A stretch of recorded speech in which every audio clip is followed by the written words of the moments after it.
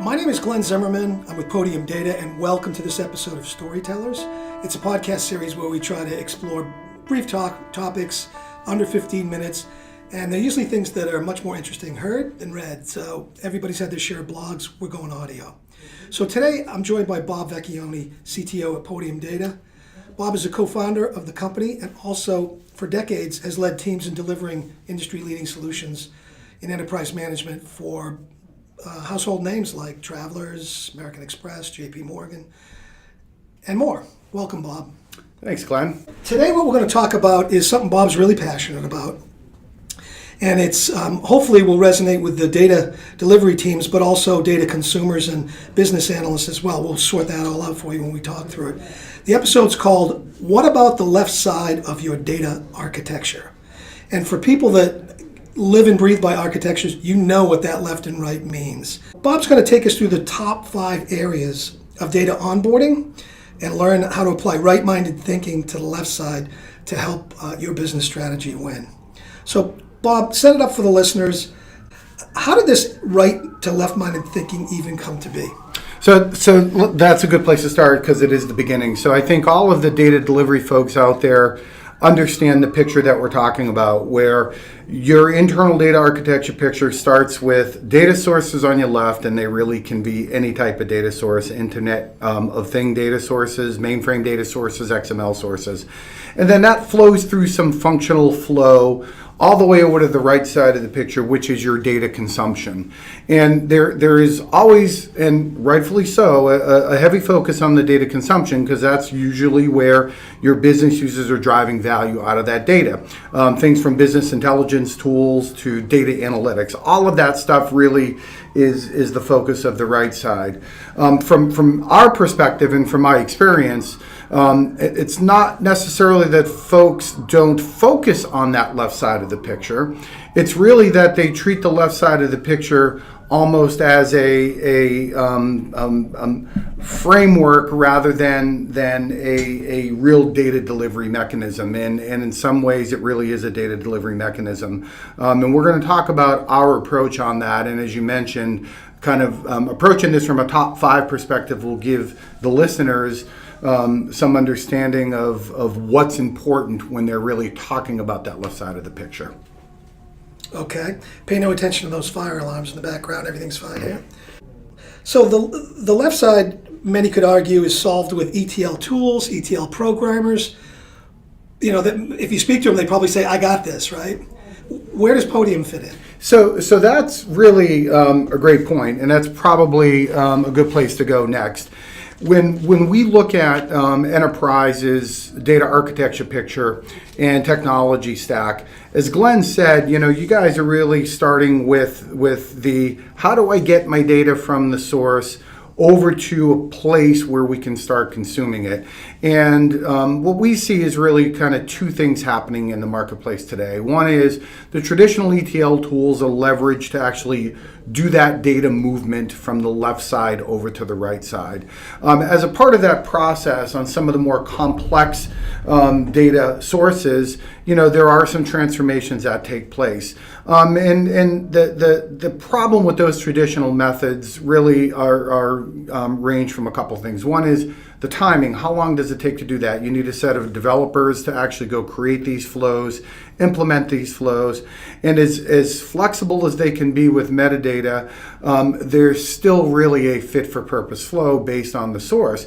And then really the more subtle problem with that approach is a lot of folks don't even know what to actually check for when they're bringing in that data, what to test, what to validate, what to profile. And Podium's position has always been that before data is consumed, before data users actually go ahead and consume that data, you have to have a rigid and rich set of these data validations. And they can't be custom built for every time you're adding new data, which is that ETL approach. The second approach are, that we see with, a lot of the open source stack is a kind of in-house ground up home built solution. And of course, that also has its own set of problems, which is in addition to the problem of we don't even know what to really test for, therefore we'll just move things along kind of as is. You're actually employing even a larger, more skilled set of resource to actually get that done. And we believe that is neither of these are real scalable in today's kind of speed to market with data.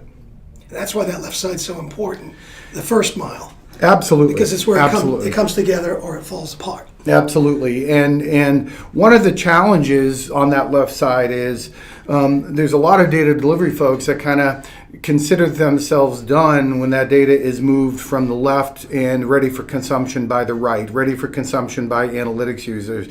And the truth is, sometimes they don't know that there's issues with the data, and sometimes they don't know that there's data issues until it's too late, until conclusions have been drawn from that data, until reports have been built. And that is such a tremendous loss in resources and again, time. Time is a real important component of this. If you spend 3, 6, 9 months getting the data from the left side to the right side's building something out, those are months that you can't get back. Well put, Bob. So let's get to the top 5, and we'll do this David Letterman fashion, from 5 ticking on down to number 1. Take us through this piece by piece. Your number 5 on shortcomings or areas that you need to watch very closely in this left versus right side thinking. You start with speed to delivery. Yeah, so I would actually even title this a little stronger in that these are really what we would consider our top 5 risks for failure, or as well as top 5 considerations for success if you take the alternate approach, right? Sure. Take the positive approach of doing these things correctly, and your consumers are going to be really, really happy, right? So that's kind of the Ignore approach. at your own peril. Yeah, exactly. And your first one is a really important one. And although we're doing a 5-to-1, you could argue these are all equal. But our number 5 on our list is really speed to delivery. If you are taking weeks to months and sometimes lots of months to add new data for your consumers, whether it's in your data lake, marketplace, or even data marts or warehouses, wherever that final destination is, the value of that data to the consumers is diminished. Every day that is lost in that process really diminishes the values, particularly with analytics users and certainly with operational reporting and things like that. So speed to delivery from a podium perspective is really one of the key focuses of the left side. So our left side module that makes this happen really takes that time down orders of magnitude, and it truly, from a weeks and months perspective to literally a minutes, hours, and days perspective. And if you can't meet that speed to delivery, again, there's lots of risk that's thrown into your project. Fair enough. Okay, let's drop to number 4, unknown data. So unknown data, imagine the ability that when you are, again, getting data from that left side of the picture and into the hands of the consumers, and now you've actually built a framework where you can have to some level of modest time frame pull data over, and you now have billions of records across tens or hundreds of sources. You now have to give the data consumers something that they can actually look at to understand that data. If you leave them to their own devices, they're going to look at all of this data and not really know what to do. So part of the onboarding process with regards to providing known data is making sure we apply some level of what we call data profiling. And it's there are certainly critical data profiling statistics that very quickly give users a sense of the quality of the data, of the makeup of the data, and is it the data that they need to do the job. And it really ranges from the simple kind of min-max values to what is the percent population? Is it full of nulls? Do you have blank data? What is the uniqueness of the columns? All the way through histograms of that data, and that just all of that collected up in a kind of easy to consume way immediately gives those data users and consumers the ability to understand and know their data. So let's now move to number 3 as we count them down. Inconsistent formats of data. So again, we're counting them down, but these are all equally important, as you can imagine. So when we chatted about first the left side kind of being solved with ETL tools or being solved with homegrown frameworks, we see a lot of demos of competing products, of internal homegrown things, and the demos that they're doing are, with what we would call known data. Things from a database as an RDBMS source has a pretty well-defined format. And frankly, it's pretty easy to plow through that and get that onboarded. If you have a CSV file, again, pretty known, pretty easy to move. But what if you have JSON data, XML data that's in a vSAN mainframe COBOL copybook-based format? These hierarchical formats are really hard to process efficiently, really hard to process in a scalable way. So imagine being able to couple those complex sources with the aforementioned simple sources, and the end result of your onboarding left side of your picture process is essentially a consistent canonicalized form of that data that's immediately queryable. That is truly a kind of underappreciated success factor, because if you go to an organization and you're able to only pluck certain sources because of what can be supported or what can be brought on quickly, you quickly narrow down that value to the consumer. Very good. So we're now to number 2, data integrity and security, and I got a feeling that a little bit of our code-free rules-based engine comes into play in this part. Yeah, PII detection. Absolutely. So imagine as you're kind of going back to number 4 about unknown data. So imagine all this rich profiling data about the data, and then being able to actually create a set of rules on that data that you're gathering on the way in, so that at the end of the onboarding process, and you can do this again in a very operational way, that you've got daily data loading, you've got hourly data loading, you've got near real-time data streaming in. How can I ensure that as the data is coming in, that I need to make sure I'm not pulling in what we call sensitive data? And sensitive data means something different to every organization. Of course, PCI and PII, personally identifiable information, is really sensitive for everybody. And being able to apply rules and industry standard algorithms to that data through Podium's rules engine, and you could apply Lund's algorithm, which is the industry standard for credit card identification, and not only identify that data, but actually take actions such as providing business tags for that data that identifies it in a searchable way, and as well as all the way through to providing obfuscation and masking techniques for that data. And it's not just PII. Remember, it's anything that we define as important, or you define as important. It could be account numbers, and account numbers are sometimes hard to detect, but the ability to support regular expressions in our rules and dictionary lookups really allows our customers to not only define what's important to them, but apply it and take action on that data. So back to that cataloging statement. So now not only have I built up this rich catalog of profiling data, I've applied users rules that say, hey, this is an account status code that's important to me, and I want to kind of check that box.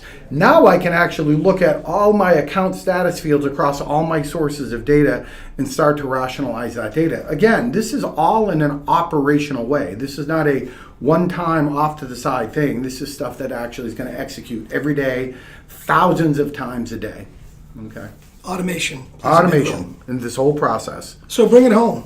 Dirty data. Yeah, so this Number is one. really one of the starting points of Podium. We pre-Podium, some of the co-founders have worked on several projects where, before the data marketplace or data lake term was even known, and we had actually built a couple of them for banks. And we started actually, as parts of those projects before we rolled them out in production, started doing the ticking and tying of data. So this was not bring data in and give it to a consumer. This was bring data in, make sure the data matches the source based on your tool set of your marketplace. And again, the tool sets can range from, Hadoop tool sets or AWS tool sets or whatever. And there are different rules when you are not querying data in a relational database. And some of those rules are the importance of what happens if you have an embedded new line in a record, right? In a database, they might handle that in the description field. However, in, on S3 on Amazon or in HDFS and Hadoop, that new line actually, quote unquote, breaks the record into two. And most of the tools that are actually accessing that data will see that one record as two records. Well, Podium, as a part of its left side onboarding, is actually going to identify that as a problem. Again, without coding, without creating a job, it is actually going to identify that as one of our about 43 inbuilt validations. Now, the danger of not doing that is if you just are, focusing on the framework to move data, which is what we opened this with, you're going to end up pushing data to your consumers, and they're not even going to know that you're pushing them bad data until they start asking some questions and then start comparing it to the source. So the notion of bad data, dirty data, unvalidated data really is as we count it down to number one, that is the end result of not being able to actually put in that left side, kind of focus on the left side and making sure that left side is correct. And that's really kind of the hammer, if you will. So in many ways, the wranglers on the other end benefit greatly from the hard work that companies like Podium do on the front end. Well, absolutely, and wrangle is another term that kind of is very widely used. I actually like to say Podium auto wrangles the data, and the example of the embedded new line, or another example of embedded delimiters that might have double quoted fields.